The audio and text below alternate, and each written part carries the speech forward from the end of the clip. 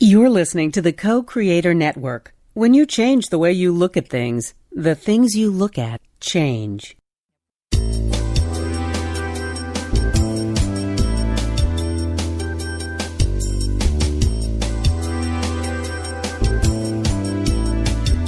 Good afternoon. Welcome to Why Shamanism Now, a practical path to authenticity, with your host, Christina Pratt, Director of the Last Mask Center for Shamanic Healing. She's talking about how shamanic skills can bring us to physical, emotional, mental, and spiritual well-being, especially when nothing else can. Now, here's your host, Christina Pratt.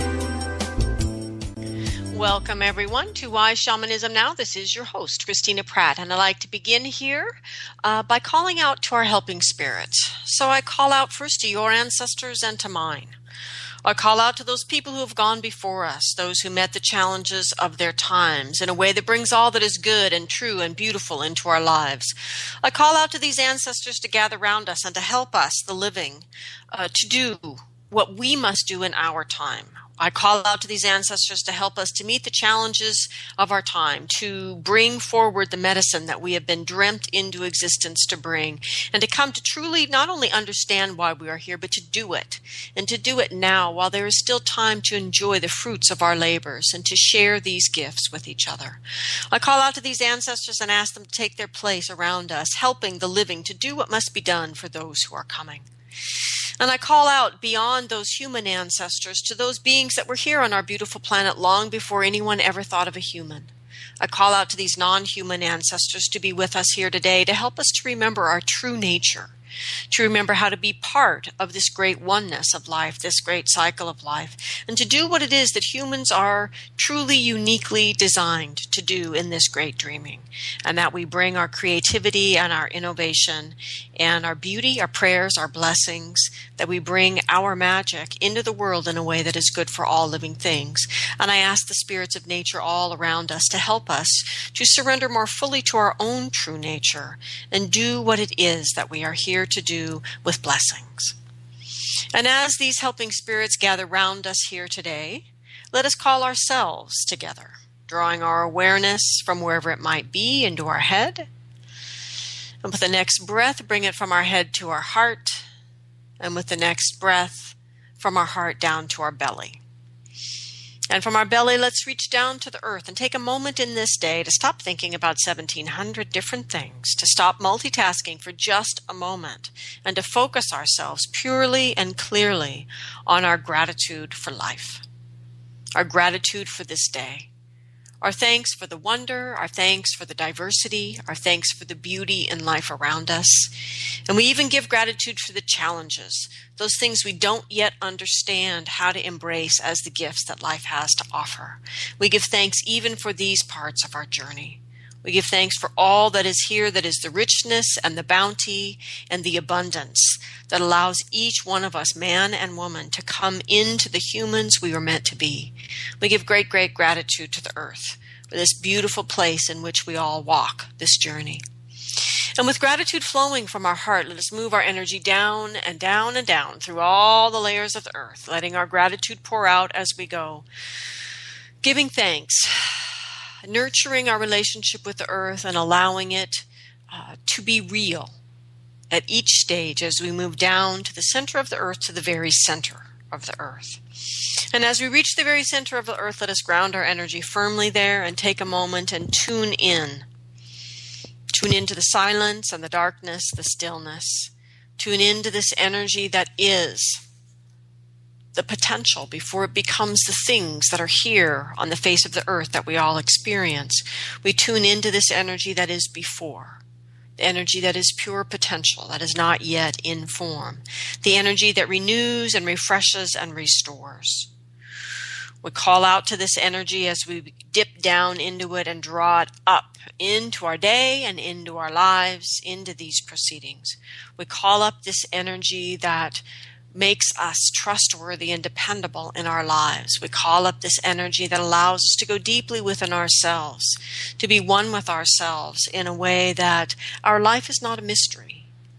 We call up this energy that helps us to be in the dark times, in the sleep at night, with the closed eyes in our journeys, in our meditation, and all of these things that we do in the darkness that allow us to refresh and renew and restore our relationship with our own soul. And we give gratitude to the earth for this energy that rises up in us and in all things on the service of the earth to bring us abundance and diversity and the blessings of this sweet planet. And may we use this energy to know where it is that we stand and what we stand for in life. And from that, let us build a sense of home and a sense of belonging. And in that home, a sense of a hearth, a sense of a place to gather. And let us do this in a way that the place is open for the unknown, for those people who are other, for those things that we do not yet understand. And we invite these energies to join us at our table, that they might inspire us and provoke us into becoming the men and women we were truly meant to be. And as we call these energies into our sense of home, let us learn from this how to connect with others, to connect with ourselves, to experience the interconnectedness of our relationship with our nature and the environment around us, and ultimately the deep, deep connection with the spirit energies that are there to assist us in our lives. And as we reach out to these layers of connection and interconnection, let us finally connect to the oneness of life and take a moment in that oneness to come into right relationship with ourselves, right relationship with others, right relationship with the environment and the spirit world. And with this energy coming into balance within us, let us draw this energy up from the belly to the heart and the heart to the mind.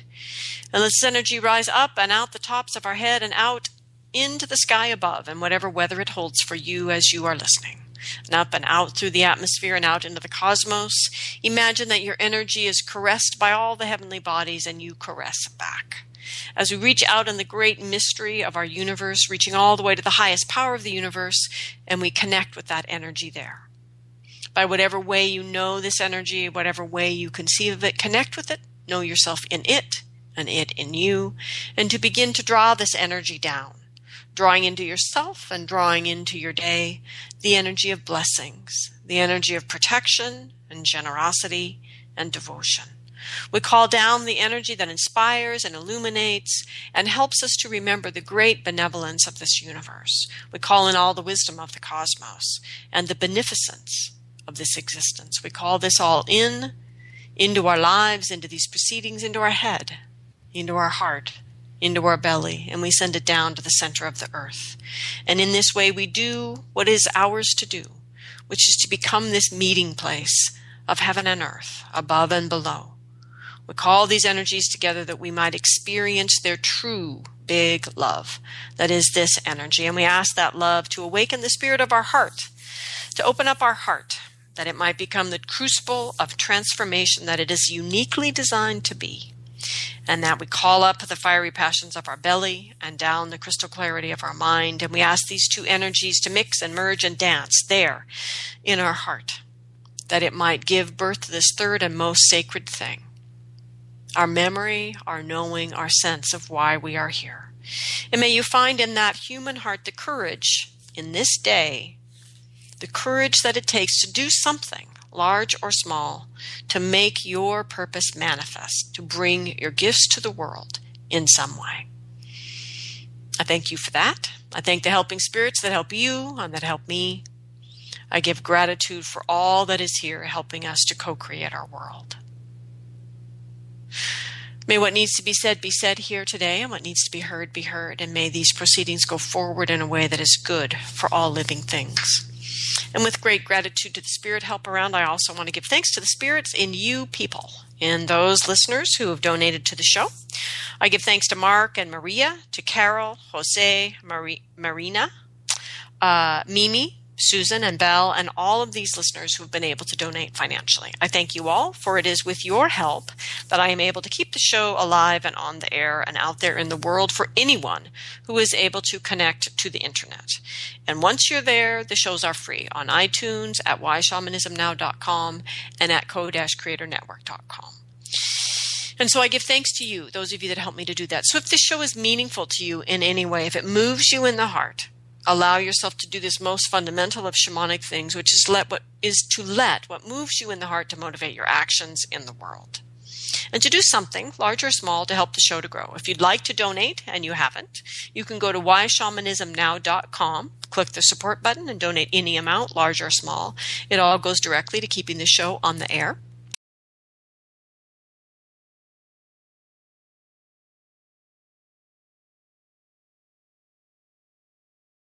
Finances, and I ask those of you that can't do something financial to support the show, do something else. Be creative.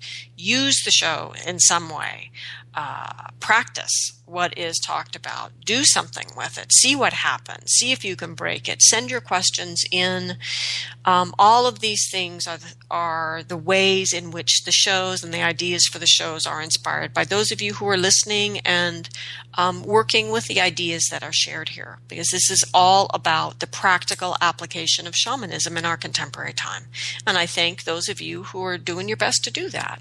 So thank you for helping me in the many ways that you are. I give thanks to Ken at cocreatornetwork.com, and I give thanks in particular to those of you who have responded from your efforts with the Solstice Fire.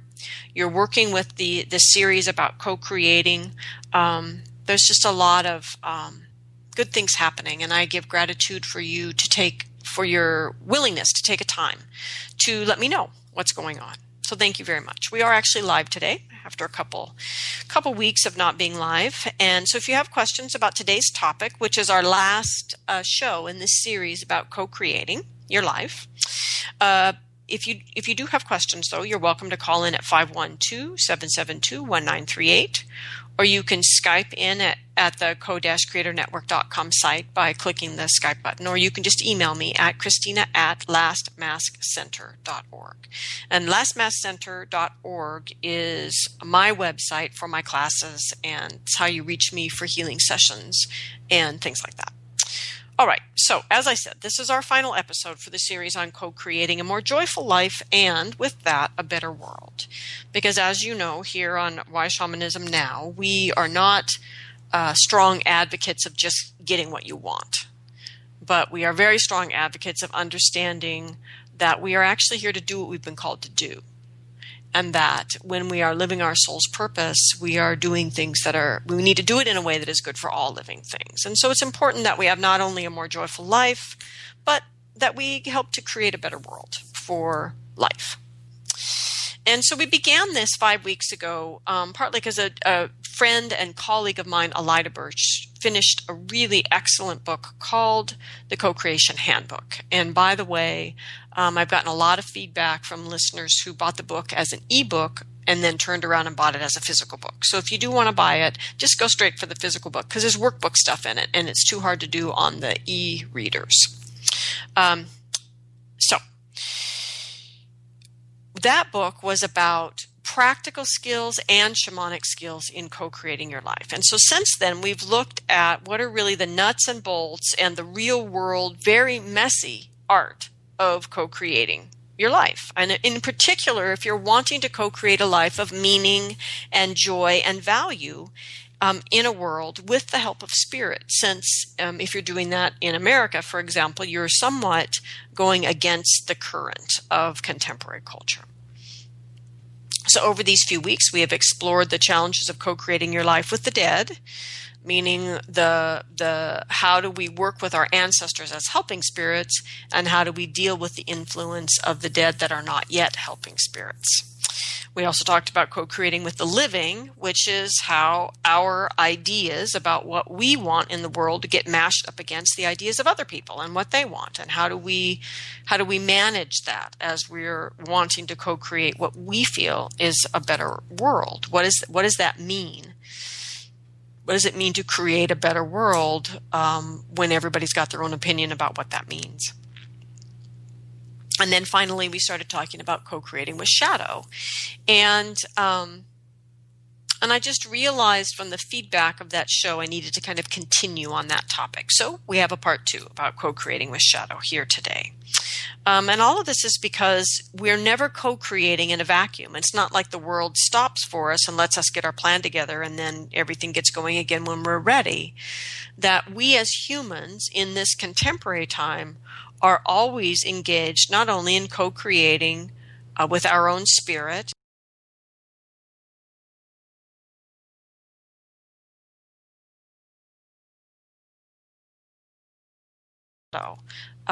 because it is part of the nature of our contemporary existence. Okay, so the first part of this show was 2 weeks ago, actually, and it was really asking the question, what if our shadow is actually trying, in its very messed up, self-destructive, and terribly resource and energy wasteful way, what if it was actually trying nonetheless to get us to actually co-create a life that is true to us and our soul's purpose? That there's some convoluted way, as our shadow rises up in this co-creation process, that it's actually trying to help you course correct. So what if that's a possibility? And so what if then we could remember that the more powerful a shadow self is as it derails us, then actually the more powerful that energy will be once it is returned to its rightful place in our life as an ally.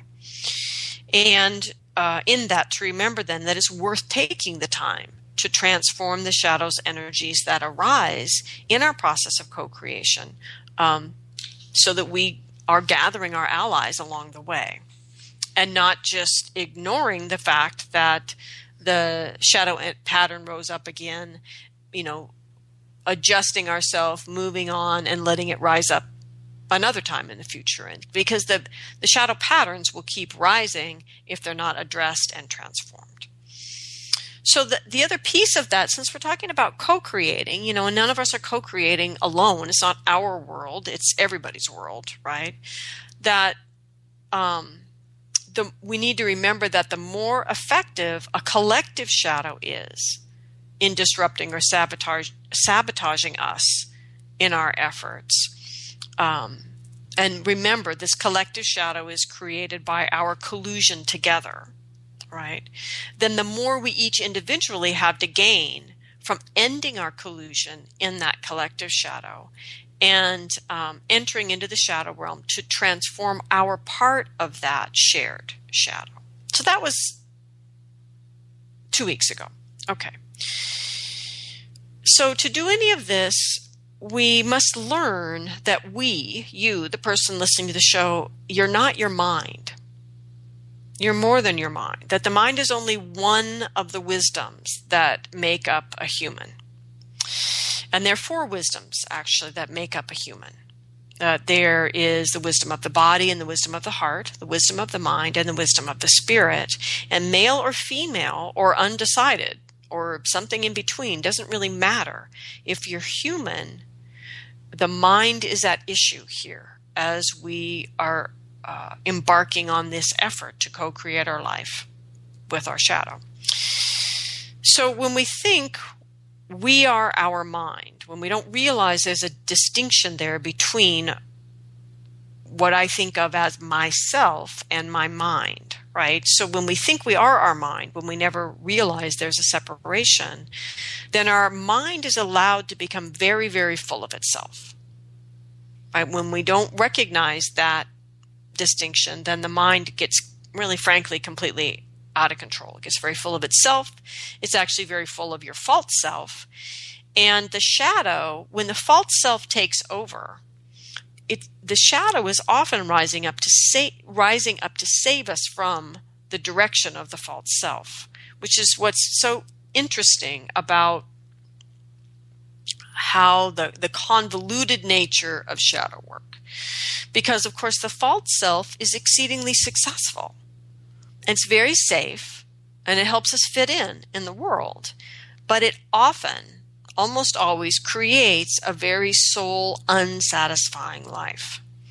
So let's talk a little bit about the false self before we forge ahead into this shadow piece for today. So why do we have a false self? Why aren't we all just living our authentic selves? Well, the primary reason that this is an issue for contemporary people, and therefore an issue for those of us contemporary people practicing shamanism, the reason this is an issue that is not as big an issue with traditional people is that traditional people had enough sense to initiate their young into adulthood. And that's different from being initiated into being a shaman or whatever. It's just the initiation of everyone from childhood into adulthood.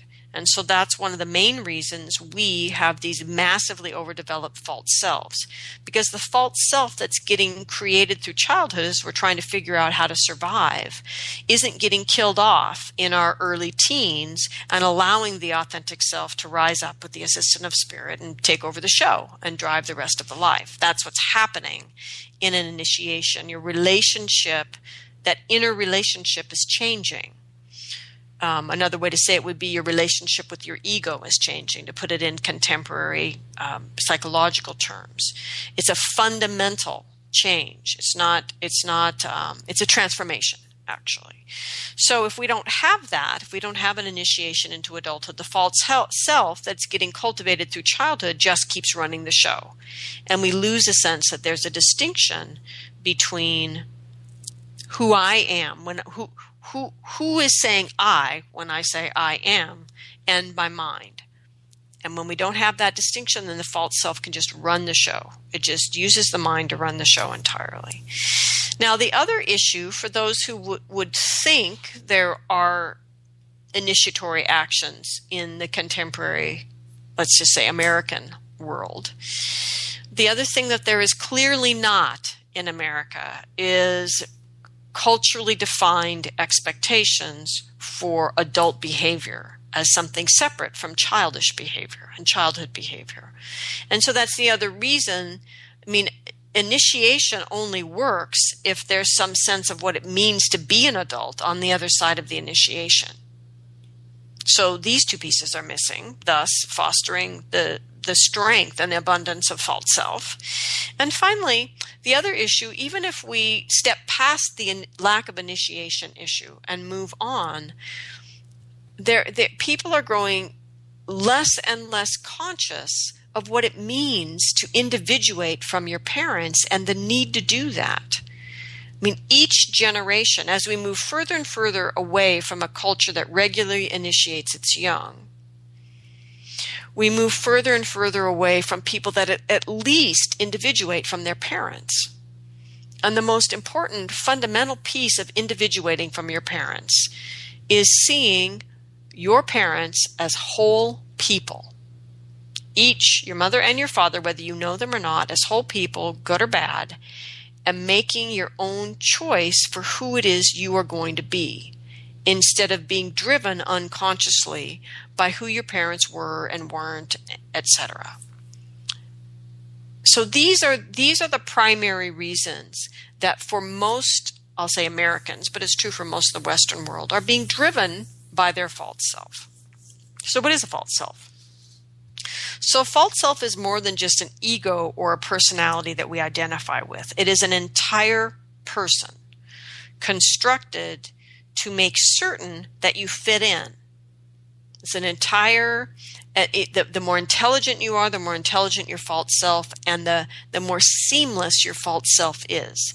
The less you are able to see that distinction between you and who you're being.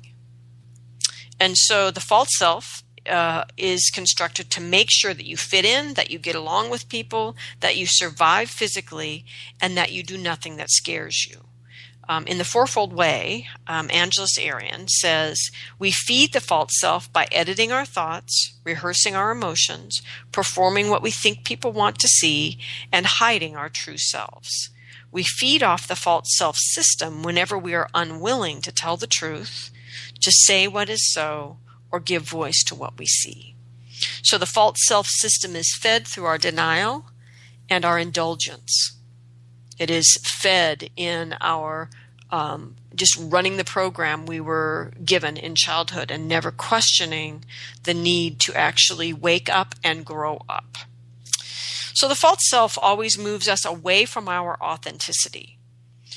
So think about what that means in terms of co-creation. If you're trying to co-create an authentic life for yourself, the false self is going to trick you into recreating itself in your plan for co-creation. That's what the false self will do. It is a survival-based mechanism you have cultivated, and it will trick you into recreating itself so that you survive. So, if you don't pay attention to what the shadow is trying to show you, you will utterly and completely follow the false self like it's got a ring through your nose and a chain connected to it. It's just simplistic in that sense. The false self normalizes daily self-betrayal in patterns of denial and indulgence, and the art of the false self is the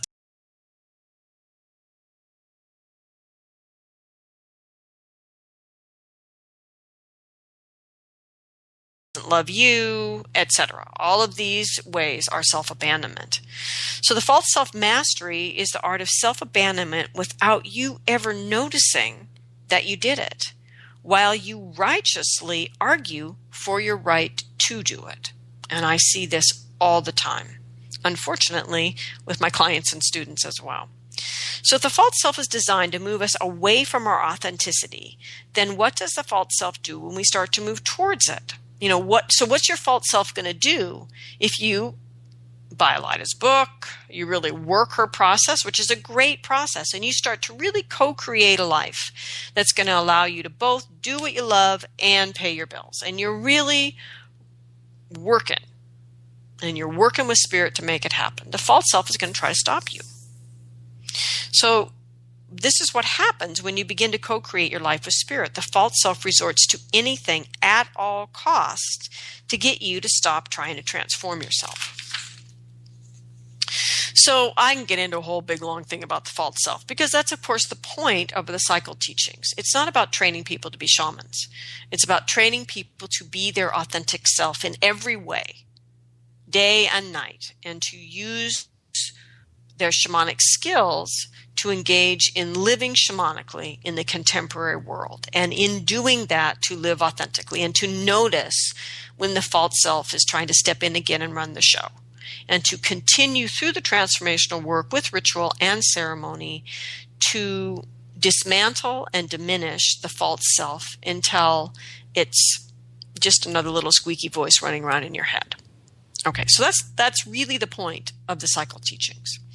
Okay, and so I'm not going to go too far into the false self here today, but it's important because I want you to see the connection with the shadow self. So the false self actually operates in 4 stages in getting you to derail from your co-creation efforts that are going to change your life. And what I mean by changing your life is you are going to change the false self's hold on you, the false self's ability to run the show without you recognizing you're not actually running the show, but your false self is. So that's what the false self tries to continue to maintain. And I think of it kind of like levels of deployment. The false self will begin with the easiest, most subtle seduction and move on from there. So in stage 1, the false self is just another voice in your head. In fact, it's most people perceive the voice of the false self as their own voice in their head. Okay, so for example, you think to yourself, I should go for a walk. I need to feel nature. I need to get up off my butt and go for a walk. And your false self in your head responds, you don't really have time for that. You need to, insert the list of the things that you need to do. And as a result, you don't take the walk or do your morning practice or take that journey to communicate with spirit, whatever it is.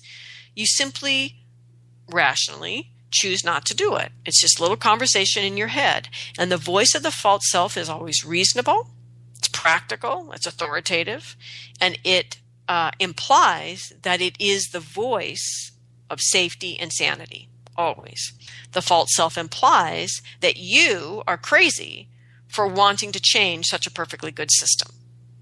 So the you that felt that authentic impulse to get up and go for a walk and go be out in nature is convinced by the false self that that self is the crazy one. Okay, so now if that doesn't work, if you see through that bullshit and get up, go for your walk, reconnect, and really begin to engage your co-creation plan, the false self will move to stage 2. And so in stage 2, this is when the false self can't detour you from your path of co-creation with reason and practicality. It begins to have a conversation with you about power. And the false self reminds you that power isn't safe. that you will either abuse it, right? So don't even pick it up, or you'll be abused by it. So step away from the power, right? The false self reminds you all of the rules you've learned about power from your family, from your schooling, from your religious upbringing, from the culture, and you will learn, which is largely learning about power based on gender. Gender in cultures, gender is defined by culture. There's biology, certainly, but gender is defined in a large sense by culture. And what it's really about is saying who gets to use what power and how much. So the false self implies that you will be killed, annihilated, or excommunicated, otherwise abandoned, etc. if you touch the power. So don't touch the power. Go be reasonable, be safe, be sane, do something practical, right? Okay, let's say you see through that and you're forging ahead with your excellent co-creation plan for transforming your life, and the false self will move to stage 3, which is mobilizing your fears and your judgments. So this is where, oddly enough, the false self actually sends a little zap of energy into the shadow closet, right, into the shadow realm, and some aspect of your shadow self will rise up and act out through your unconscious and to derail your intentional co-creation process.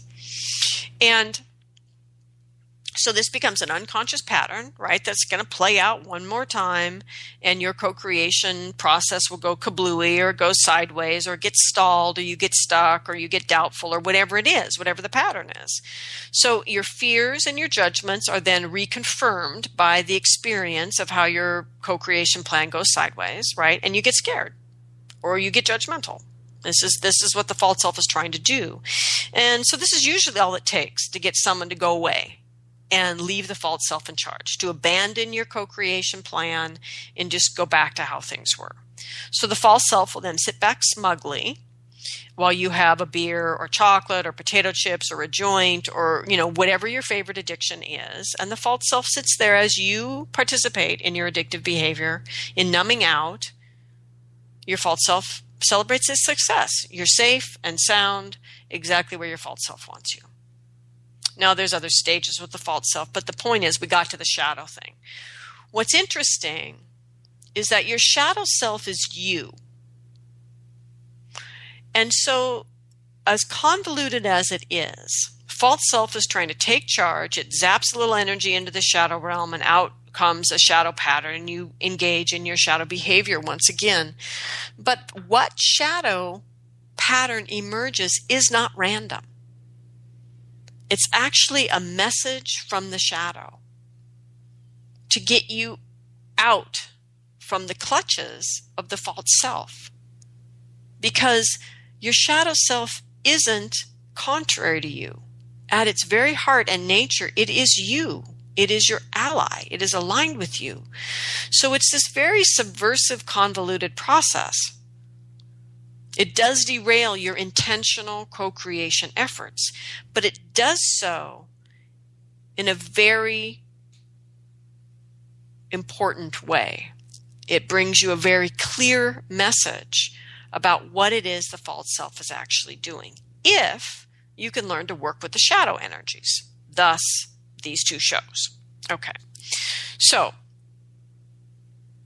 what if you could work with your shadow selves as they rise up? And so last in the part 1 of this show, we talked a lot about patterns of shadow and how to notice them when they rise up and what are they trying to communicate back to you when they do rise up. So you definitely need to put these two shows together to make what I'm saying today make any sense.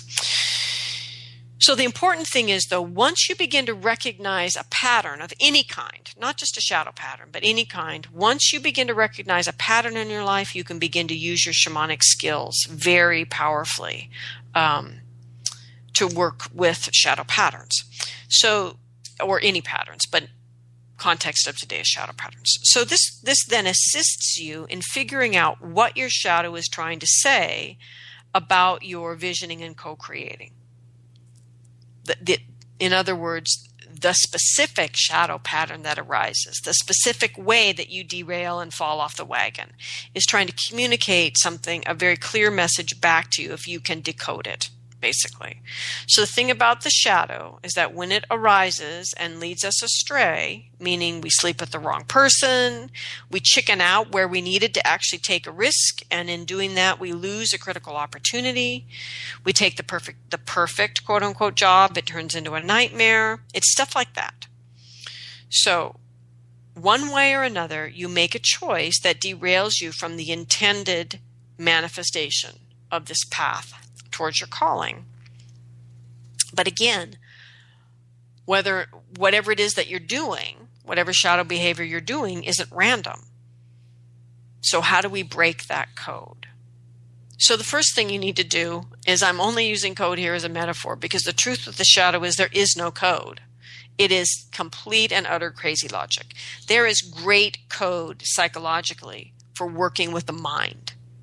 The mind is excellent from that perspective. It follows logic.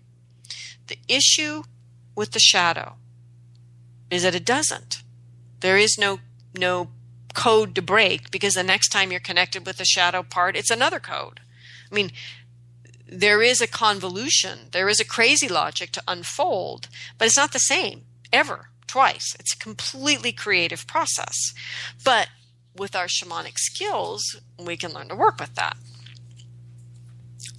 So the first and most important thing that we can begin to notice is the noticing, right? I mean, none of this works if you're not noticing what you're doing. Again, if you haven't at least noticed, you're not your mind, none of this show even makes any sense, right? So you're doing your co-creation plan.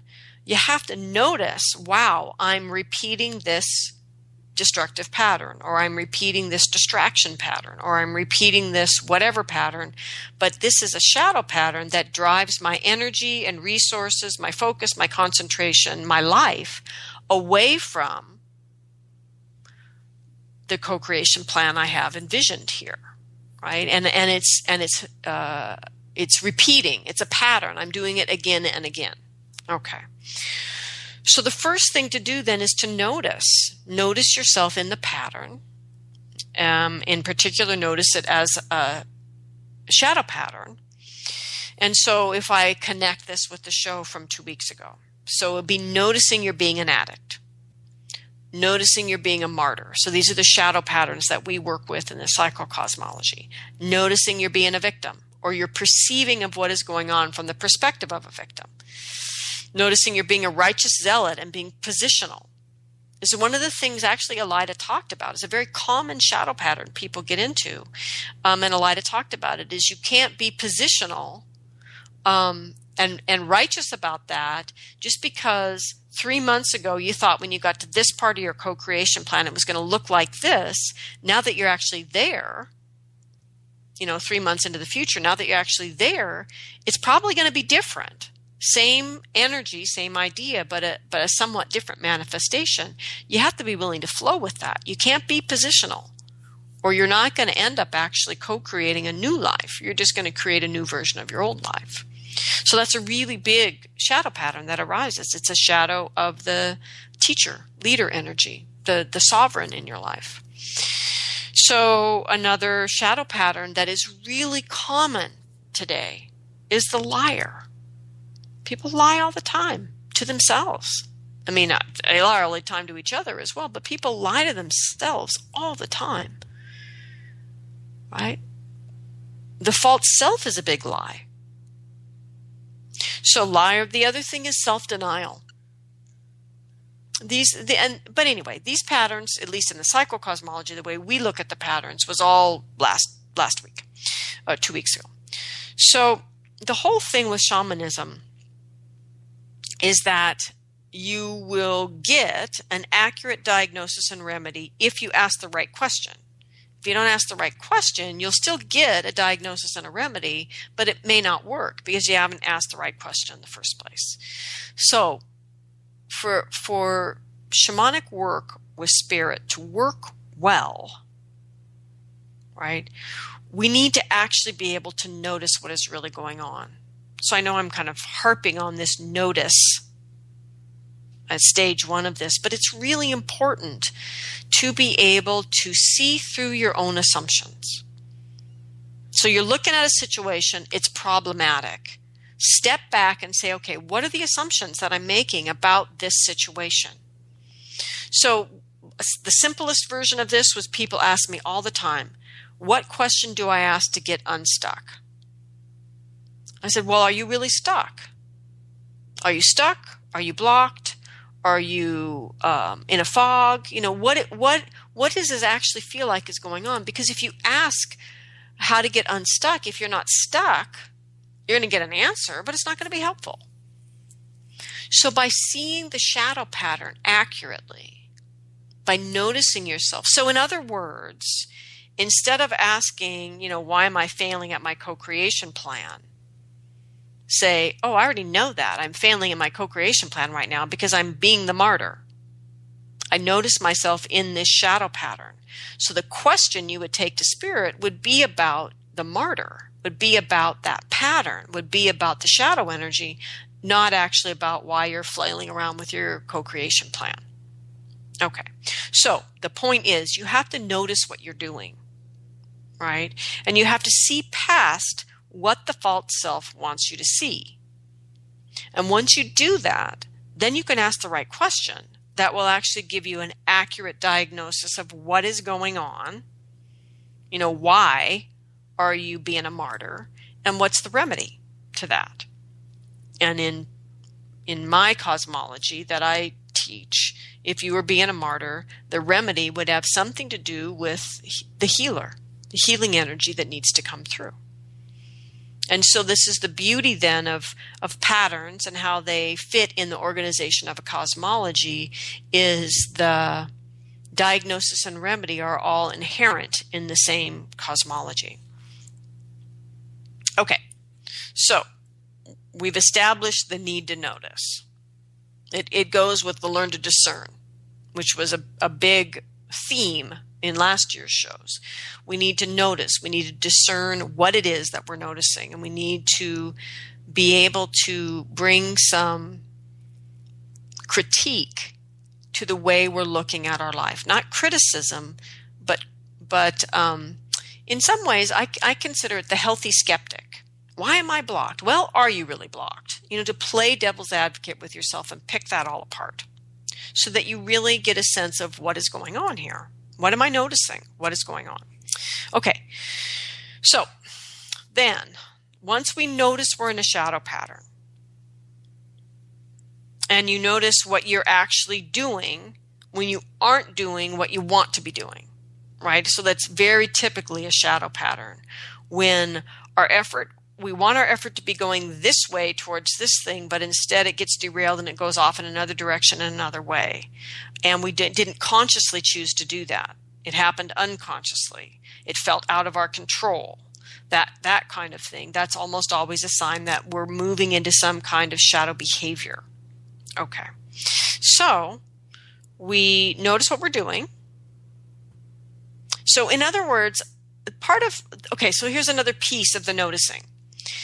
What I mean by notice what you're doing is also notice what you're doing instead of beating yourself up for the fact that you're doing it, instead of indulging even further in it, right? Because it's a pattern that gets you sideways every time. You don't want to just go, oh, well, I screwed up anyway, so I'm just going to throw the towel in and dive in deeper, right? Notice what you're doing instead of getting depressed about it. Notice what you're doing instead of judging yourself about the fact that you're doing it. It's just about discernment. It's about noticing and discerning, seeing past what the false self wants you to see and refusing to feel what the false self wants you to feel about it. But to in a sense, embrace your shadow pattern for what it is without judgment, because somewhere in that shadow, if you can embrace it and frankly love it, you're going to get the message your deeper self is trying to get you to get. And that's exactly what the false self is trying to keep you from doing. And so it's important to notice yourself in the shadow pattern and just notice. Embrace it. Accept it. And begin to explore it. Don't beat yourself up. Don't judge yourself. Don't doubt yourself. Don't go blah, blah, blah. Here I go again. I do this every time. Throw in the towel, get depressed, blah. Don't do that. It's a choice to do all those things in this situation that I'm describing. Don't go there. Just notice. Look at me.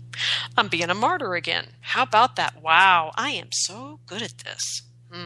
Okay, so what's this about? That's noticing. Okay, so what is the pattern?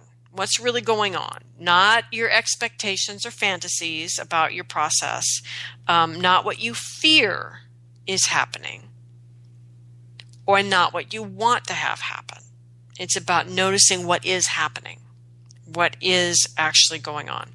So, for example, I've been working hard with a woman who really wants to bring forward her innate capacity to lead. But what's been happening is she gets a clear picture of it, and then it becomes a fantasy.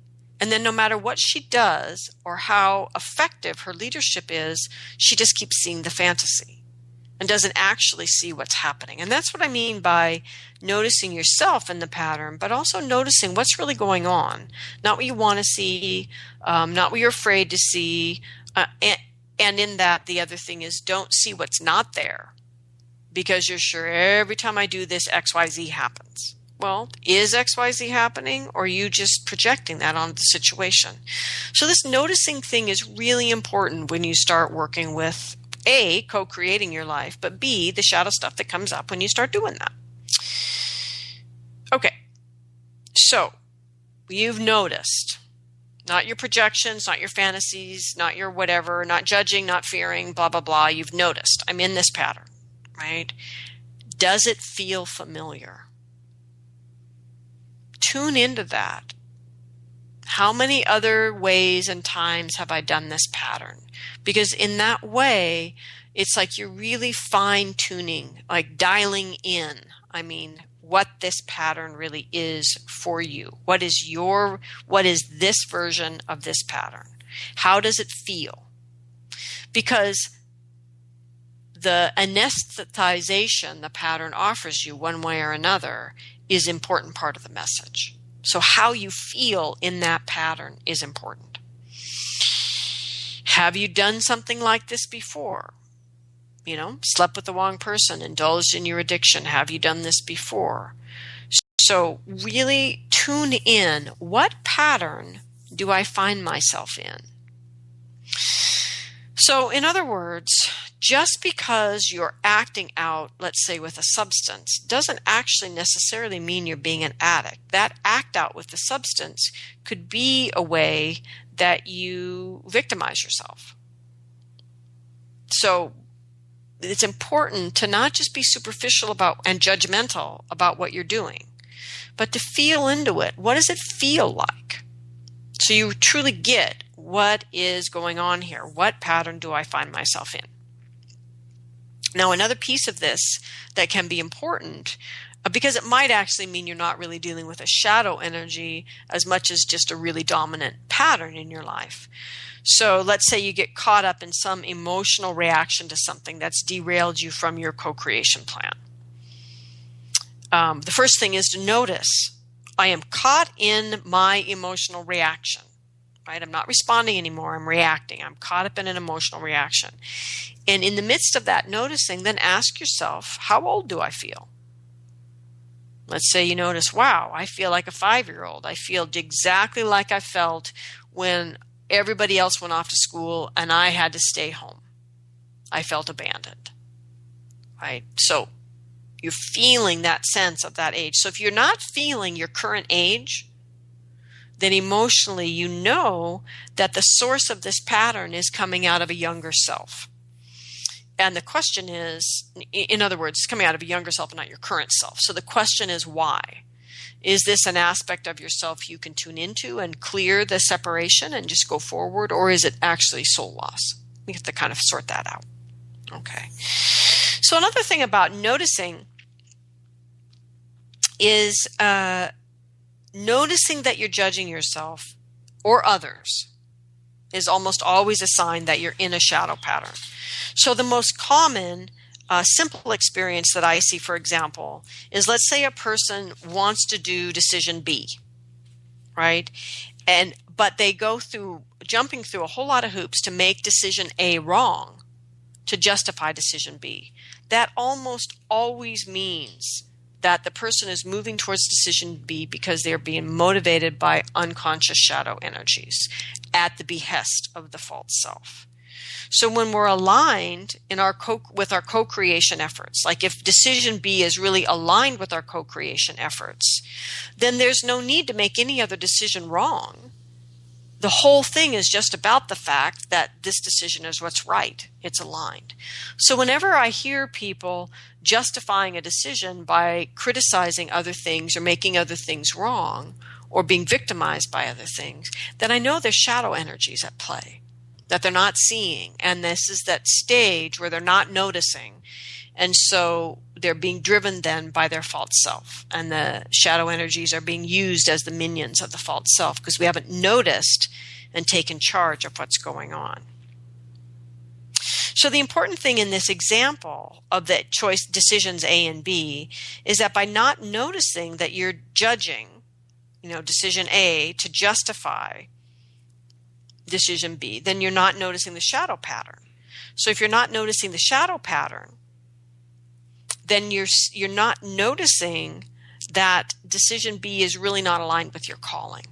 So it's a little bit tricky, I know, and it's very convoluted when we start talking about the shadow. And at the same time, the reason that learning to notice yourself in the shadow pattern will help you to make a better decision in co-creating your life is because which shadow pattern came up when you notice it will help you understand what it is you're not seeing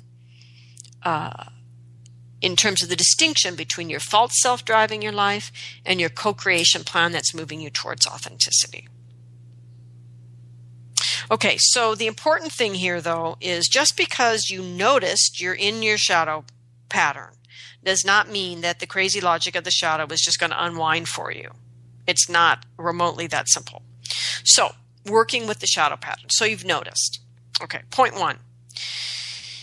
Shadow work in journeys usually becomes a cluster you-know-what really quickly if you just journey directly about your shadow patterns. So first off, if you're going to journey about shadow patterns, which I certainly suggest, you need a specialist in your journeying. Your own shadow patterns can even run your own helping spirits in circles. You need a specialist. So you need to call in someone like Crazy Woman, someone like the Trickster, maybe Death. You need to call in helping spirits that are renowned for their ability to work in crazy logic if you're going to start journeying about your shadow. And that's perfectly fine. You just need to remember to do that. Okay, so regarding calling in helping spirits, we know as shamanic practitioners, right, that you don't always get what you ask for. And with that, the other corollary of that is that most people don't stand up for themselves in their journeys, right? They cower. So the important thing here is that you noticed you're in a shadow pattern. You desperately need help to get out. And that fact alone, that you've noticed you're in a shadow pattern and will stand up for the fact that you need help now, will make you monumentally more interesting to your helping spirits than you were the day before. So, put your foot down and say, look, I'm screwed here. I can't understand this shadow stuff. I need one of you as a specialist, and I'm asking one of you crazy logic helping spirits to come and assist me. Okay, so once one of them steps forward, you need to ask if you're in arrears, and if so, how to reconcile that relationship. The crazy logic teachers get a bad rap in Western culture, and you very well could have played into that in ways you're not even aware of. So it's important to reconcile that. Another thing to ask, even if you're not in arrears, is just how do you maintain a healthy ongoing relationship with that helping spirit? Do they want a shrine? Do they want you to pick up garbage in the park? What do they want you to do to help to maintain that relationship? Okay, so that's point 1, get a specialist. Point 2, work with the crazy logic, not against it. Okay. So as you work to unfold this shadow pattern that you're in and why are you in it and how to blah, blah, blah, blah, blah, the path that unfolds will not satisfy your mind. If it does, then that means the false self has stepped in and rescued you from the nonsense. right? That's the false self's perspective. You need to be rescued from that nonsense. So how will you know the difference? Well, these are some things about the crazy logic path. As it unfolds and you start to understand your shadow self, usually it scares you initially.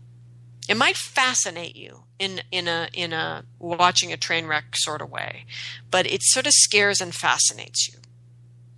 The other thing about crazy logic is that it satisfies your heart, not your mind. It satisfies your heart in a way that you can't quite explain.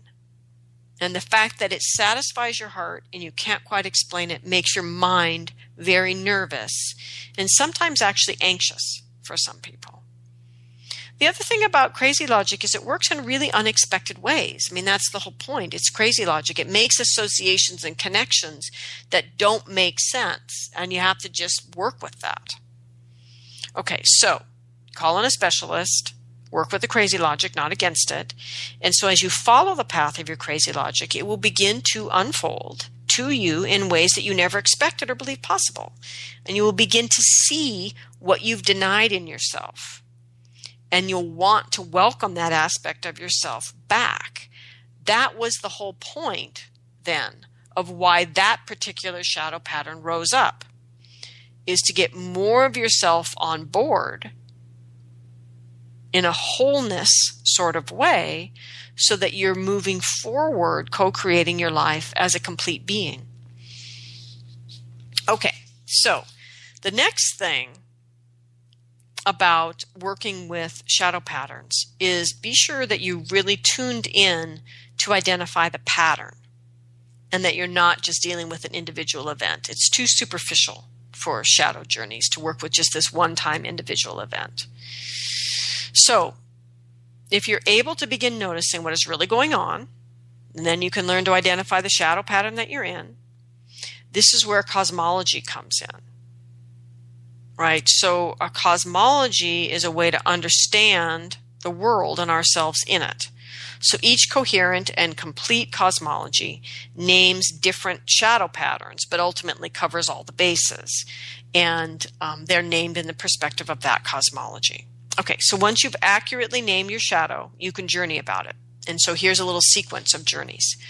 So you could journey to say, what true self do I lose access to when I'm acting in my blah, blah, blah shadow pattern? You got to fill in the blank. You've got to name that pattern, right? Question number 2, what beliefs or values do I hold that keep me from living the true potential of that true self? So this was the answer that came out of journey number 1. What true self do I lose access to? So you've named that true self. Okay. Number 3 comes the personal work. You need to find the inner you that holds the beliefs and values that just got named in question number 2, right? And do what you need to do to renegotiate with yourself beliefs and values that support your current co-creation process, your current self. And you need to do something to clear the old beliefs and values and establish the new ones. Now, part of the clearing may actually require ritual, because beliefs and values can get spread throughout our self as a great web. And it may require the help of spirit to remove it, especially if it's a very key belief or value that you've been living on for a long time. Okay, so that was number 4, may require ritual or ceremony. And number 5, back to journeying again, is how do I restore right relationship with that, the true self that got named. So once you've cleared the beliefs and values out of the way, then how do I restore a relationship with that self? Okay.